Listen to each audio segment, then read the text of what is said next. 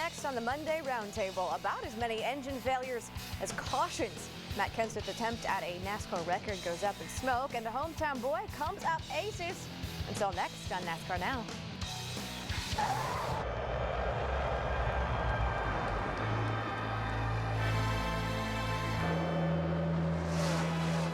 The Las Vegas native trying to make the home folks happy.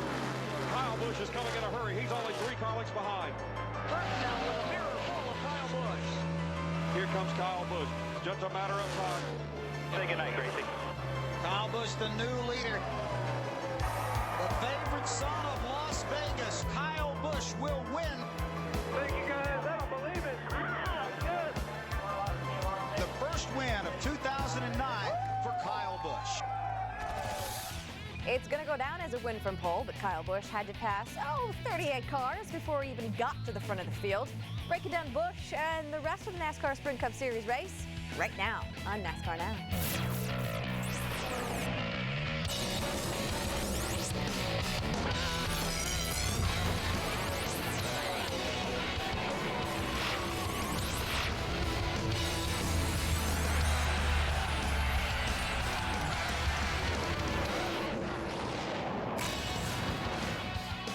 Welcome to the Monday NASCAR Now Roundtable. I'm Nicole Bansky alongside our ESPN NASCAR analyst Ray Evernham and our 2 NASCAR Now analysts Randy LaJoy and Ricky Craven.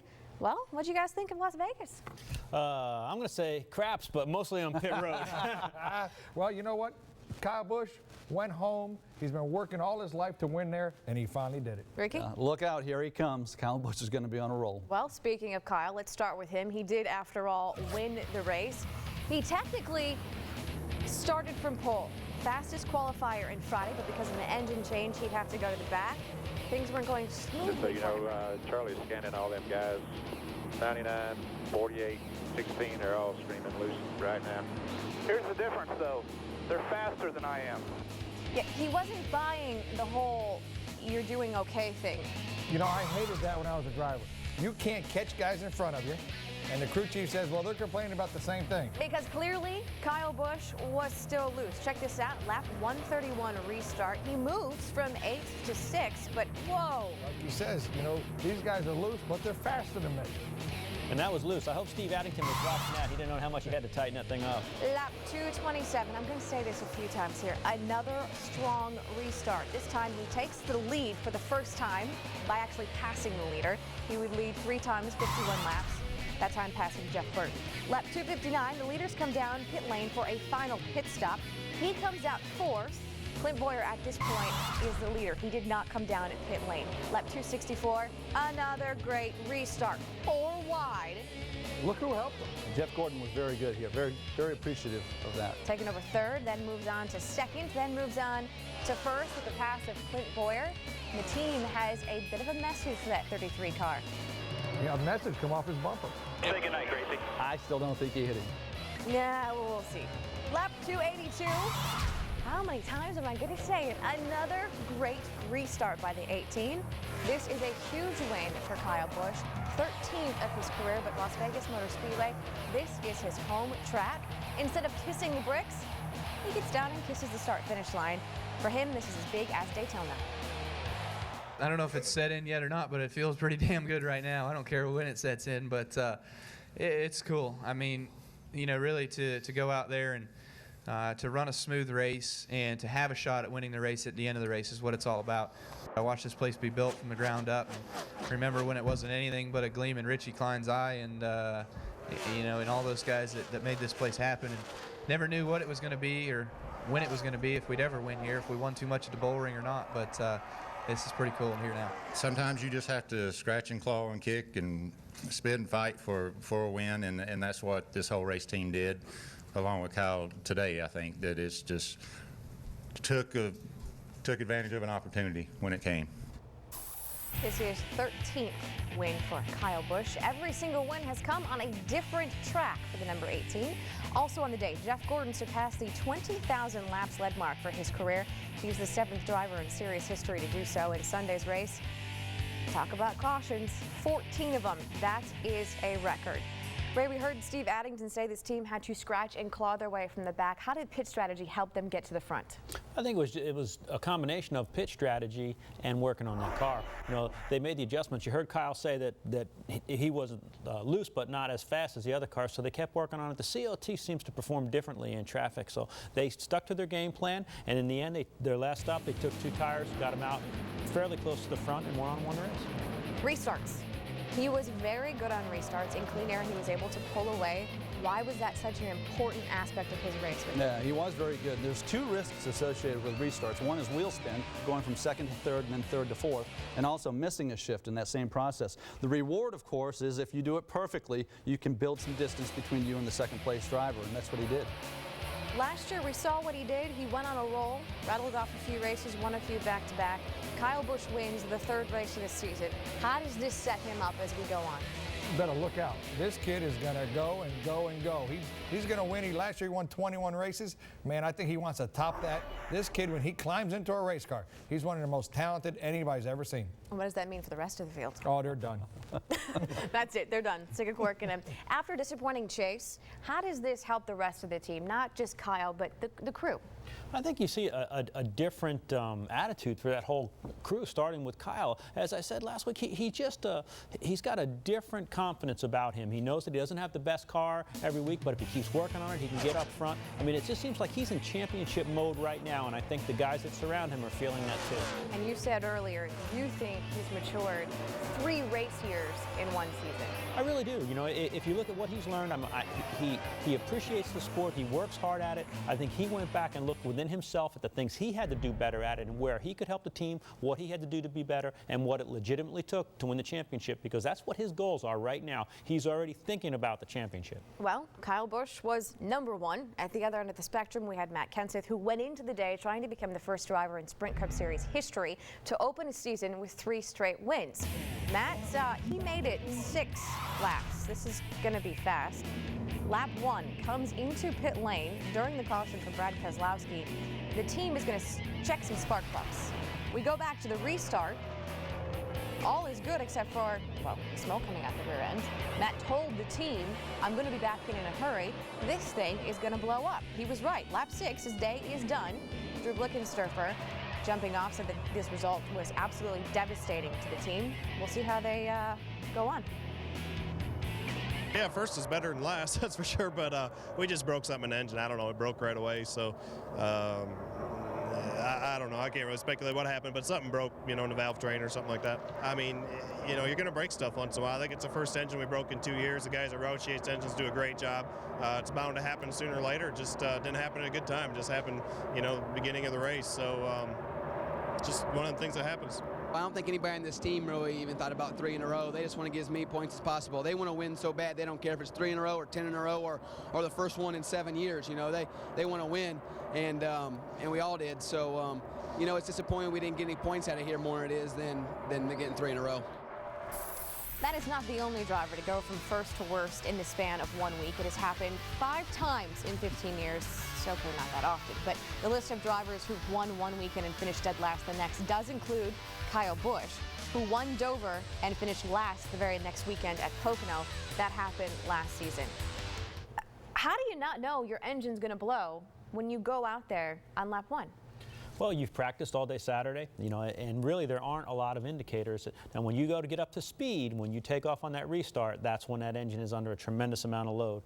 And right then and there, Matt knew something was wrong. Now, a driver, and I hate to say it in front of these guys, but they know what they're doing most days. They can smell it, they can feel it. They know when something's wrong. That's also something that, you know, they weren't that good in practice. They weren't that good in qualifying. 40th in qualifying. So, you know, I think something was up when they took that thing off the truck. Yeah, but don't they have filters they check, you know, race day morning? They do, but sometimes little things like that can't tell in the filter. It seems like a lot of people are having valve issues, and that might not show up in your filter. So ultimately, where does the responsibility for this failure lie?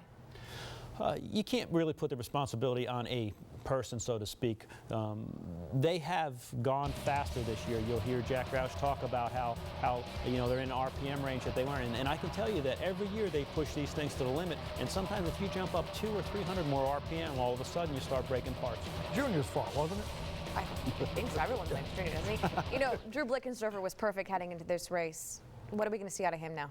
Well, it's going to be a test, certainly, and I think Ray can speak to it. He's been on both ends of this. But, you know, from a driver's perspective, I think Matt will maintain his confidence in Drew, and, you know, you can't hide the fact that they won 2 races to start the season, but it illustrates how quickly things change, how quickly momentum can swing. And, you know, this might take a while to bail out of. All right, results from Vegas aside, at least for Matt Kenseth, but based on the results so far this year, in equal equipment, if you had to pick just one driver for your car, who would you pick? Matt Kenseth, winner of 2 straight and 2 of the first 3, the new points leader, Jeff Gordon, or Las Vegas winner Kyle Busch, or there's that other one, the famous other. Log on to ESPN.com, let us know. That debate is coming up. And right now, we're going to go under the hood. Matt Kenseth's engine issue, a foreshadowing of bad things to come for Roush Fenway Racing, and Mark Martin and Busch. The day for Hendrick Motorsports with Dale Earnhardt Jr. getting off the top 35 bubble and Mark Martin approaching the same danger zone. And what is up with all of these issues in the pits? Speeding, missing pits, and missing pit lane all together? What's next?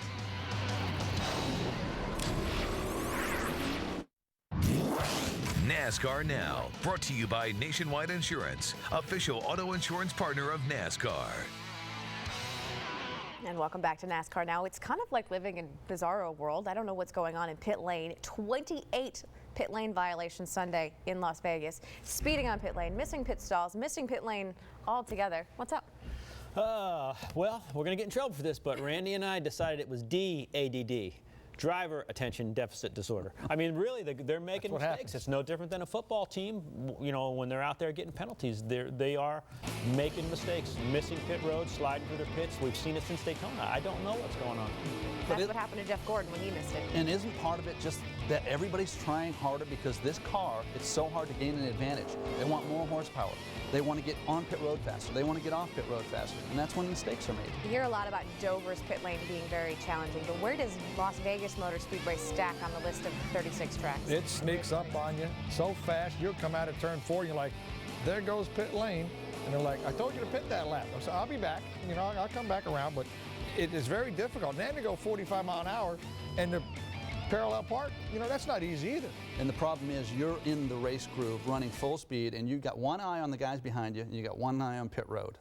And it complicates. So how would you change it? If you had to make one rule change at Las Vegas to make pit road easier to make for these drivers, what would you do? The quick fix to me is to make them pit on turn 3, like they do at Indianapolis and some of the other racetracks, where, you know, you have to commit to pit road on the exit of the backstretch and onto turn 3. It's not perfect, but it sure is a heck of a lot better than what we saw yesterday. Well, those pit problems really were just part of the problem for Hendrick Motorsports and their drivers. Let's dig a little deeper, and we start with a 3-time champion, Jimmy Johnson, because he had a bit of everything Sunday. He led 92 laps early on in the race, was very dominant, but seemed to almost fall off as the race went on. What do you guys think? Similar to last week at California, actually. And, you know, it's not normal for them. And this is lap 220 when literally he slid through his pit box, goes 1 lap down. What's going on? Well, he was actually leading the race at that point. He came in, and unfortunately for him, right after that happened, well, there he spins, but got a little bit high right there, I think, and just lost the car.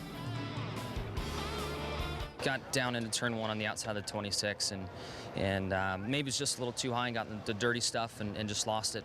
You know, just unfortunate. I think that there's a couple bad calls that ended up hurting us today. One on pit road, we selected our pit stall on the other side of the start-finish line, so that if caution came out, we would be held on the lead lap. And I think NASCAR missed that call, but I go back and look at the tapes and see exactly how that works out. But we picked that stall for a reason in that respect, and then they should have thrown the red well before and let these laps wind down at the end of the race today, in my opinion. So all that wrapped up into my frustration and trying to get to the front.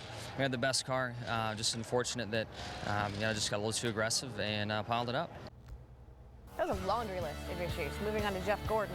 He entered Vegas on a long winless streak, sitting second in points, though, and he would start 28th, but would race his way up to the front and actually led 17 laps. Left. Third race in a row, he's shown some muscle, and he looked really strong in traffic. Lap 220. He's chasing Jimmy in the pits, and he just, like Ricky says, you're trying not to get run over. He checked the mirror, took his eye off of pit lane just for a second, and misses it. Left front tire blows out, kills his day. they said follow the 48. I saw he was coming. I checked up plenty early, but you got to do all your braking on the banking. And when I started to brake, I looked up my mirror just to make sure that you know, I didn't need to make any evasive action because I didn't signal anybody. I was just coming to pit road, and I saw a couple guys. One of them was the 99 that was just coming in there hard on the bottom, and I don't think they knew I was pitting. And so, you know, I thought I'd slowed down enough on the banking, but I felt like I needed to get out of the way. And when I went to the apron, just locked the left front up, and I just never could make it. I tried with the gears, wheel hopped, and I aborted, you know, and then it popped the left front tire. And despite the tire, he did finish 6th, and he is also the new points leader. Oh, the drama for Mark Martin. Blown engine in California, hoping to rebound, started 8th in Las Vegas and raced his way up the front most of the day until lap 1 at 22, a blown engine for the 2nd straight week. He would finish 40th. Well, you know what? When that guy crosses his neck like that, when the crew guy tells you that, that means there's dents in the oil pans or there's holes in the block. Well, I really don't, you know, I mean, I know we probably knocked the bearings out. We broke a rod, knocked bearings out. They'll figure it out. They're already all over it. Last week was pretty explainable. A different batch of valve springs. I've seen that movie before in my career. I know how that works. So, but this one is a little bit more puzzling. The oil pump belt's still on it. I can't understand, you know, what happened. This stuff's usually bulletproof, but yeah, I feel bad for Alan and the whole race team, that 5 team. They're getting it done. They're doing a great job, and we're getting better. We were better today. I think we were making progress also throughout the race, and we'll get better. But it's a pretty devastating result for us today. Dale Earnhardt Jr. came in 35th in points. He would start this race 31st. Lap 51, pit issues. Again, at least he's consistent. This time he's too fast entering pit road. Serves a pass-through penalty. Says, I quote, just keep giving people ammunition. Lap 95, he gets the lucky dog and ends up finishing 10th. Not the easiest way to do it, but effective nonetheless. Well, we had a great car. National Guard Chevrolet was running really good, and we had a little bit of a tight issue we worked on all day, and we got it pretty good. And then the last 45 minutes, this place changed so much. The sun went down and the temperature changed 20 degrees, and the track was in the shade. And we got real tight and didn't have enough to really go after it at the end, but we gained on it. We ran good all day, and it just seemed like we kept either putting ourselves behind. I sped on pit road, and we got caught on pit road during the flat tire with the 24, and we was fighting it all day. This is the 2nd straight week, though. Jimmy Johnson dominant early, falls off a little bit later. What's going on with the 48? Oh, you know, it's kind of puzzling because these guys look so good in 10 races to go every year, but they're getting off to the same start as they did last year. And you got to wonder if maybe all the distraction during the offseason, I mean, it sounds a little bit out there, but believe me, the defending champion gets pulled in 1,000 directions in December and January. And I just think they're a little slow to start. Dale Earnhardt Jr. is now off that top 35 bubble. How do you think he proceeds from here? I think he's got to keep doing what they're doing. I mean, he and Tony are smart enough to know that they've got to work on getting off those top 10s, top 15s until they can get that car competitive. But as a group, I think Hendrick might need to call a group pit practice this week. I think that'd be a good idea. And also the engine failures 2 weeks in a row from Mark Martin. What does he do? You know, Mark and that team is very good. Those guys won races before. Mark definitely has won races before. He wants to get back to victory lane, and that team, I think about 3 weeks, he'll be in victory lane. Well, speaking of engine failures, 5 engine changes by Toyota before the race began. During the race, 3 Roush Fenway cars blew up, 1 at Hendrick, and a down engine at Penske for Kurt Busch. Here's what the Yates guys at least have to say.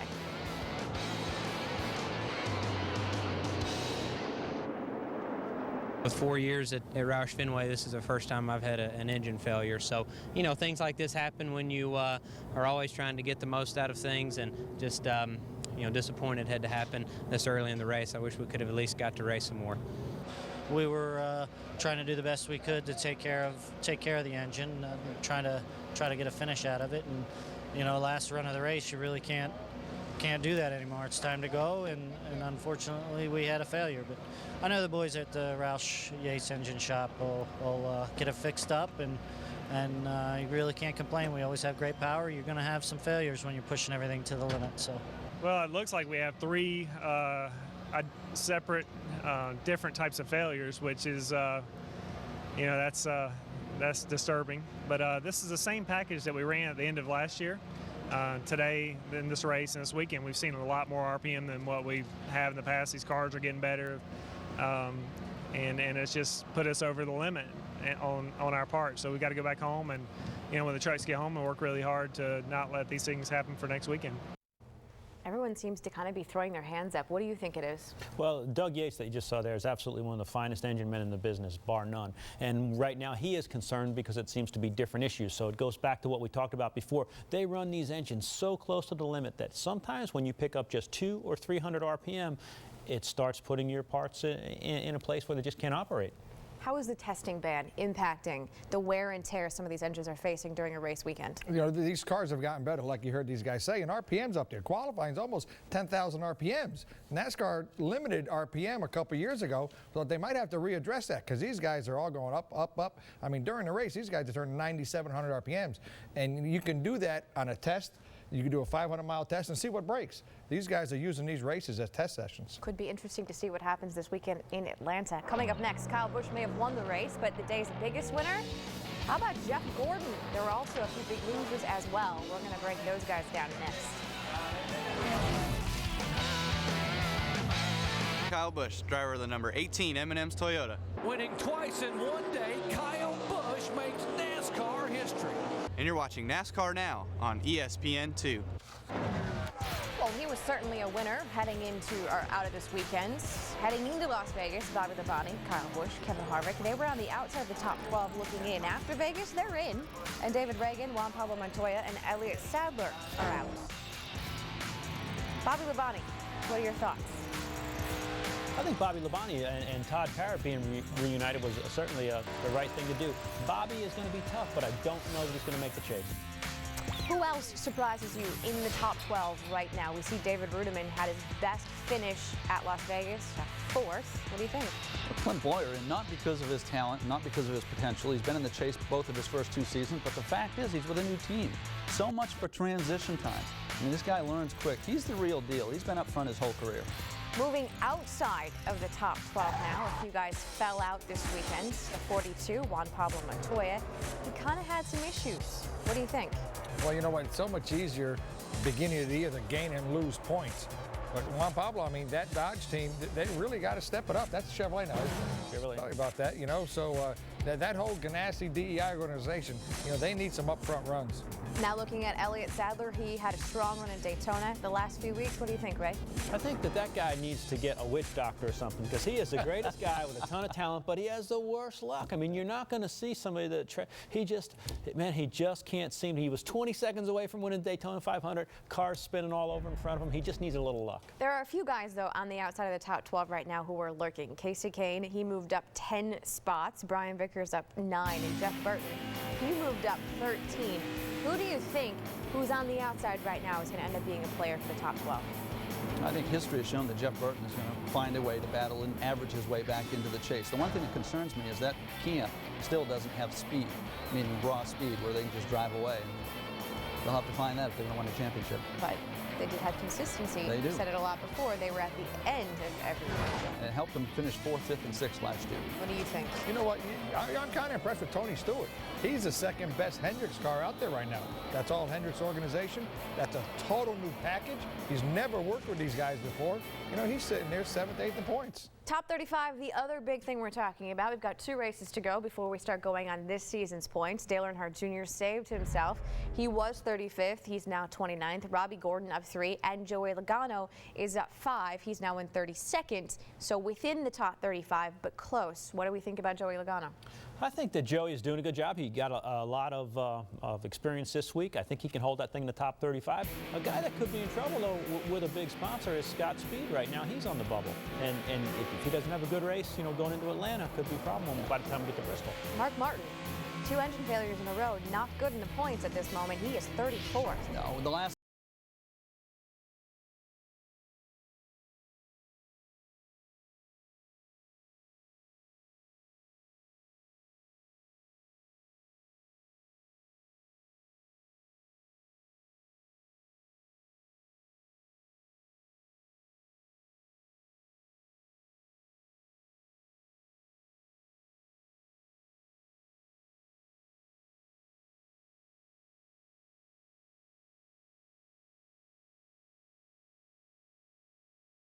But it's about preservation. It's about not necessarily going for it every lap, but finishing and getting the points. Regan Smith, I don't think, has ever fallen out of a race in his career. They need to do what he's been doing. Tommy Baldwin Racing. It's going to be tough for Tommy Baldwin Racing and Jeremy Mayfield's team right now, because I can tell you, as we get closer, you miss another race, or if we have a weather program, and sometimes the way we start these races based on weather could keep them out. If they miss 2 races, it's going to be very hard to get in that top 35. You know, there's another driver. You mentioned Elliott Sadler's luck. There's another driver out there who's had some pretty crappy luck this season, Jamie McMurray. He must have done something right this week, because unlucky drivers do not make saves like this. Unbelievable. That was Tony Stewart. If you're watching, there's the guy for the prelude. That was an unbelievable save on paper. Guaranteed to make Sports Center, aren't you? You would have thought he was out at the dirt track at Vegas, because that was one whale of a save. Can you do that again? No. Probably not, and I don't think he'd want to either. Very, very impressive on Jamie, and it was an impressive finish for him yesterday. Top 10 for the first time this season. Well, coming up next, if we lived in a vacuum and every driver was an equal equipment, who would you want as your driver? It's the great debate next.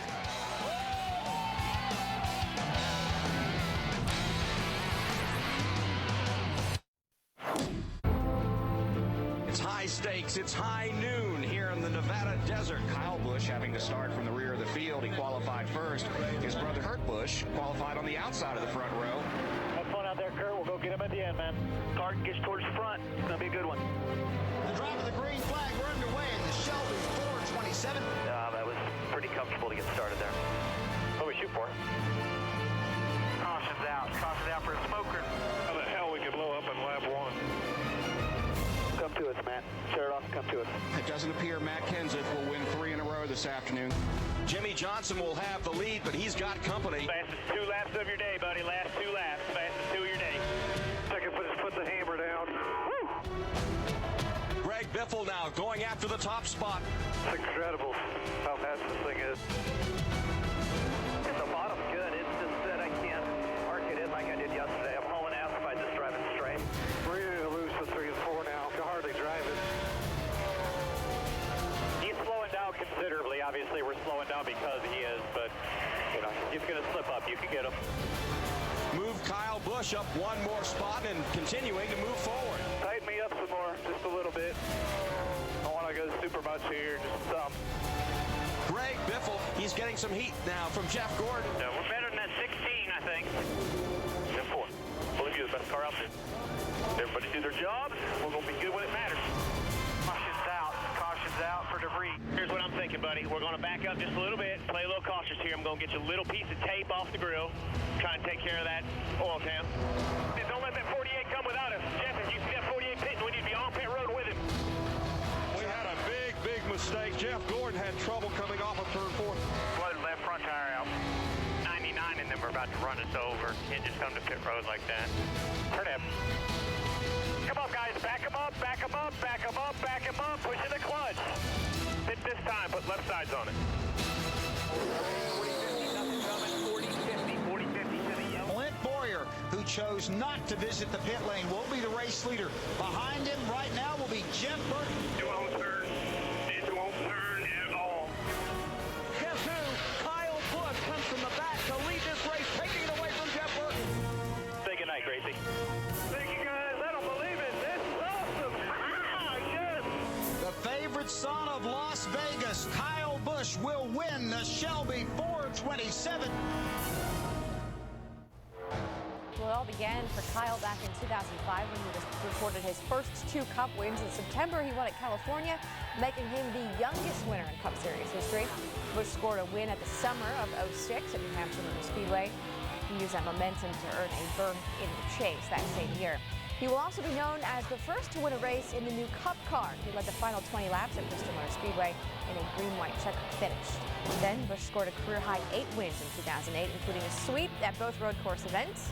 Busch won 21 times across NASCAR's top 3 series, and on Sunday it was an emotional victory at his hometown track, Las Vegas Motor Speedway. So we ask, if every driver had equal equipment, who'd you want? We start with you. Jeff, I love you like a brother. But I know you'd pick the same guy. I've got to go with Kyle. Why Kyle?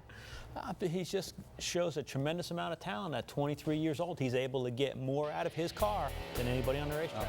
Ricky, who are you taking? I'm going to take Kyle, and I'm going to add to that and say that he's always had raw speed. And if you're going to be an owner, there's a lot of things you can buy, but you can't buy speed. He showed it when he got to the front yesterday, but he also impressed the heck out of me in the way he managed the car, he managed his tires, he managed the race, and he managed pit road better than anybody else at 23 years of age. I'd take him for the next 10 years. Brandon? Well, you know what? Every decade we see 2 or 3 guys that really propel the sport to the next level. You know, as much as Kyle's doing today, I mean, I seen Earnhardt pass a guy in the grass. I'm going with the 3. Oh, you're taking the 3 all time. Who would you take right now? Right now, you got to put Kyle Busch in the car. Right now. Yeah. That was no fun. Yeah, we're not taking all the time. We're taking all the time. I'll take Jeff Gordon because I saw a lot of Jeff Gordon in what I see in Kyle Busch now. But current, today, right now, it's Kyle Busch. Well, if we're going back around, then we can't leave Tim Richmond out of that discussion. There you go. That's confusing. Well, let's see what you guys say at home, because that was our poll question for today. And interestingly enough, you guys aren't alone. Kyle Busch receiving 37% of the votes. Jeff Gordon, 33. Matt Kenseth, only 8. And that famous other receiving 22% of the votes. Who do you think the other driver is for most of those 22%? Oh, does he drive an 88? car? Yeah, maybe. Good possibility. What do you think? I think the guy that struggles a little bit on pit road but does well everywhere else. Yeah, you got it. Well, this guy struggled on pit road Sunday, but that blue and silver card have to be part of the other. 22% said other. Very interesting. Coming up, it was a yellow fest in Sunday's Cup race, and it was a yellow fest in Saturday's nationwide race, too. How Greg Biffle survived the Demolition Derby.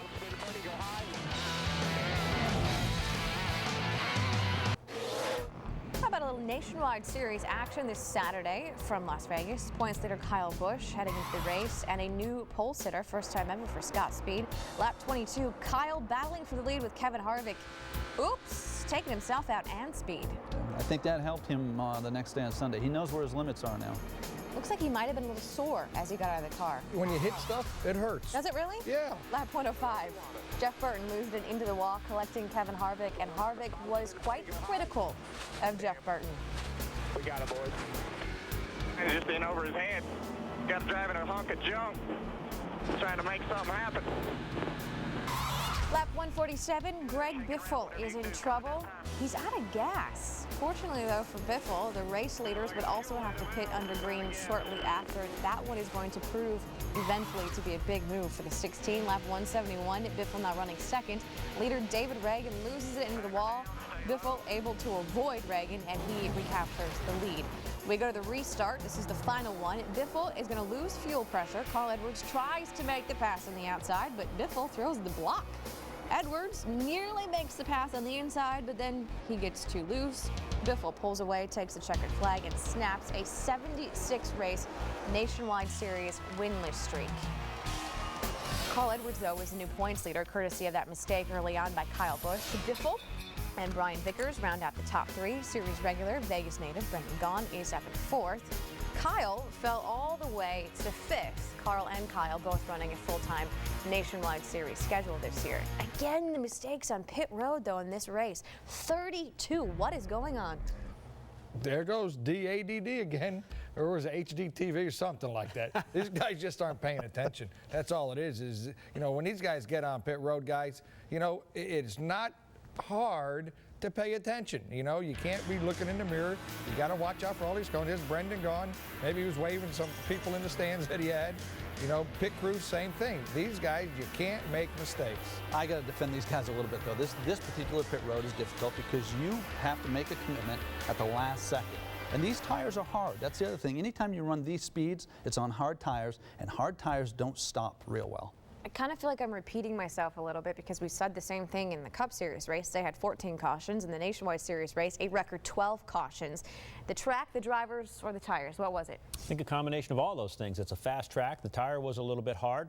And as the cars pick up speed, when they race side by side aerodynamically, they can unload and spin out. So I just think you're seeing everybody pushing to the limit. 3 races into the season. We're going into a 2-week break now for these guys. It's time to reflect. What has stood out to you the most so far? Well, some of the guys you expected to pick up where they did left off last year haven't. And You know, it's just not that unusual that you never know how the season's going to start for you, and often it comes down to getting a lucky break, much like Matt Kenseth did at Daytona, just gliding through that wreck, and then you're off and running. But these guys are all struggling. Biggest disappointment? Well, I think the biggest disappointment, everybody's wrecking, not just the guys that having no experience. I mean, the guy leading the race spun out. You know, Jeff Burton spun out. How many times these guys spin out? You know, Kyle Busch, you don't never see that kid spin out, and he spun out. On the flip side, who's impressing the most? Oh boy, you know, yeah, I was gonna say the flag man, because he's really waving the cautions a lot. You know, going back to the, I'm sorry about, you know, not being prepared on the, you know, the upside, but the downside, I'm really surprised that Brad Keselowski and Junior Motorsports are struggling as much as they have. Those are guys that I picked to be in the middle of the championship hunt, and they seem to have gotten off to a very slow start. Is that not prepared, like the crew chief, analyst, ADD? Yeah, I was not prepared. Well, no, I would have went, and that might happen if we keep it up. Bottom line, Greg Biffle walked away with the win even after he ran out of fuel. Who does that go down to? Who's the most impressive part of that equation? I think you have to say they won in spite of themselves. I mean, correct. They had trouble with the fuel cell. Yeah, I mean, this is a very talented crew with a very talented driver. But the fact is, it's just a miscalculation. He got away with it. All the drivers we're talking about that didn't get away with it, didn't have a good start to the season so far, they missed a few things by a little bit. Ray, Randy, you know, what separates success from failure are the little tiny things. Well, the Nationwide Series, as we mentioned, gets a few weeks off. They don't return to action until they head back to Bristol Motor Speedway. That is March the 21st. You can catch all the action on ABC 2 Eastern. Up next, right here on NASCAR Now, up next on the Sprint Cup Series schedule, Atlanta. What to expect from the engines, from the tires, from the winners and losers in Vegas? We talk about it next.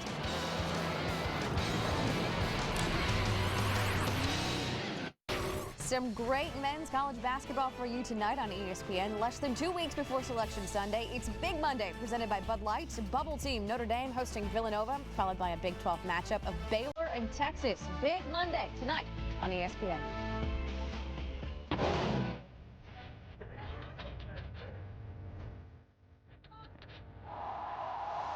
We're back in the south. There's not a cloud in the sky. Reach up there, pull those belts tight. One more time.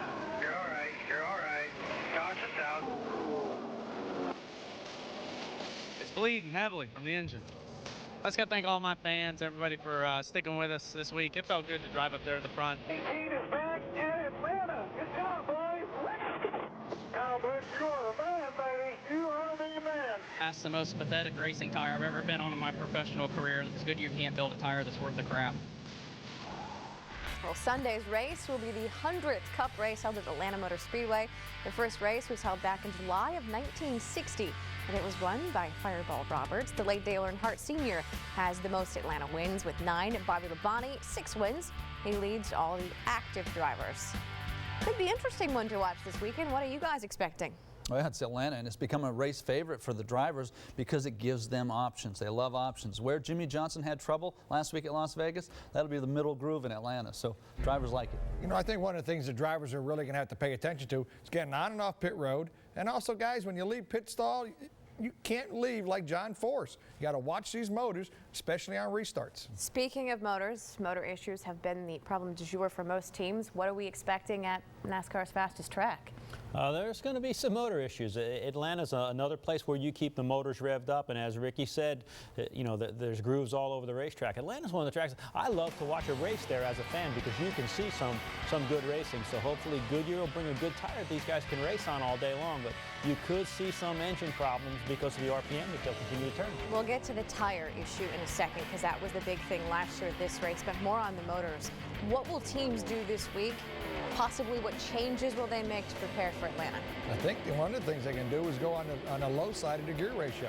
You're allowed a couple different gears, and instead of 9,800, these guys might only turn 9,400. How do you find the balance as a driver and a crew chief, balancing out needing to have the horsepower you need, but yet being safe? Well, it's a challenge. And the fact is that the engine department themselves, they're going to throttle back. They have to. They can't afford this kind of negative momentum and the residual effect, the point effect of what's happened here in the last couple of weeks. From the driver's perspective, they risk getting preoccupied. And the best drivers just go about it subconsciously, lay down laps, don't think about all those residual things.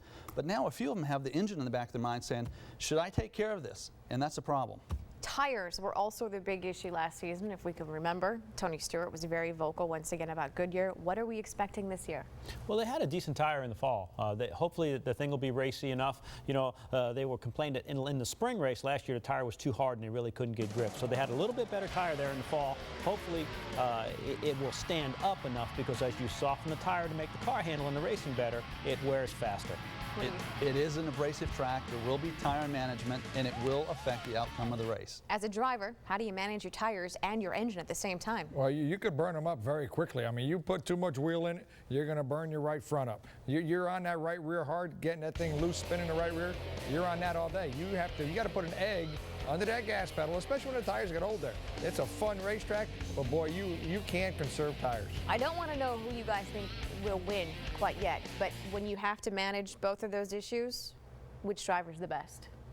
I'll tell you, Bill Elliott was one of the best guys that I ever worked with. That he could tell you, you know, right front or right rear, and Jeff Gordon is very good. And those guys I worked closely with. Yeah, senior drivers. But having said that, Kyle Busch looked more like a 33-year-old last week than a 23-year-old. So I don't see how you could discount him. You got to look at Carl Edwards. He knows how to manage tires, even though he's sideways. He can manage those things. And as we learned last year, he's very good at saving fuel. Coming up next, as we move on to race 4 of 36, was Las Vegas more uplifting for Kyle or more deflating for Matt? Final thoughts when we come back.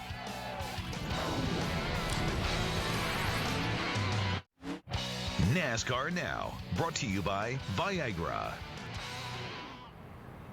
Join us Tuesday on NASCAR Now, 5 Eastern on ESPN2. Dale Jarrett breaks down Kyle Busch's emotional hometown win. Kevin Harvick off his 12th place Vegas finish talks about getting his truck into the race this weekend in Atlanta.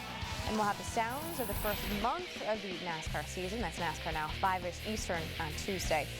Happy birthday goes out to David Rudiman, the Michael Waltrip Racing driver. 5th in points right now, turns 39. Truck Series driver Matt Crafton will make his 200th consecutive start on Saturday. He's the 4th driver in truck history to achieve this milestone.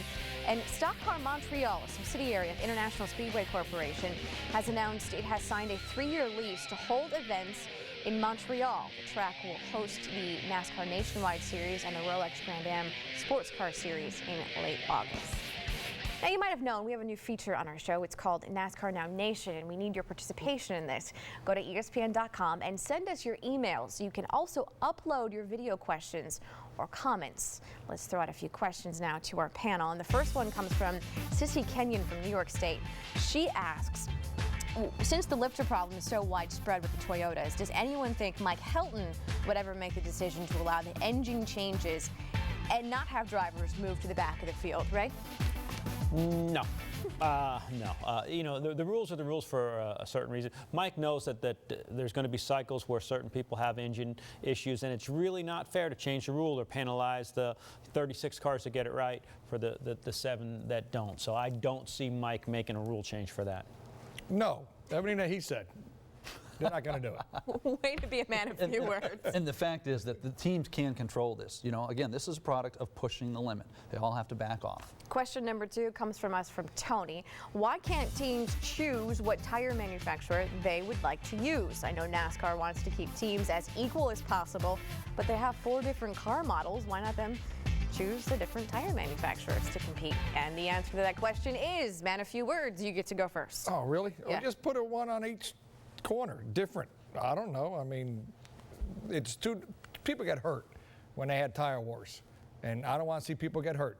Even though the walls are safer, Ray, who do you think wrote that? Tony, you know, Tony, you've been racing for a long time. Was that Tony Stewart? I'm sure it probably wasn't. You know, the reason that they don't do that, it's one of the things that NASCAR wants to take as many variables out as they can to have good racing. And when you start bringing in more than one tire manufacturer, that focus gets off the good racing and gets on pure speed. And like Randy said, that's when people get hurt. All right, here's what you need to do. Go to ESPN.com and search NASCAR Now Nation. Log on and send us your email to NASCARNowNation@ESPN.com, or send yourself in front of the camera and upload your question to us. And you never know, you just might end up on the show yourself. Final thoughts quickly. Was Vegas more uplifting for Kyle Busch or more deflating for Matt Kenseth? Ricky? Probably more deflating for Matt Kenseth because, you know, the expectations were so high. He deflated the whole field. Not just Matt Kenseth, the whole field says Kyle Busch is going to stop us again. And what do you think? Probably more deflating for Matt Kenseth because it's hard when you go from leading the points and having good runs to not even being able to compete, and it's not totally in your control. Now, this will be easy for you. One-word answers. Who's winning this weekend? KB, double duty, man. The beak, Ruderman. Yeah. More specifically than KB, Kyle Busch. Thank you very much. Well, thanks for watching. NASCAR Now is back Tuesday night, 5 Eastern, right here on ESPN2. We lead you now with how Kyle Busch celebrated last night in Las Vegas.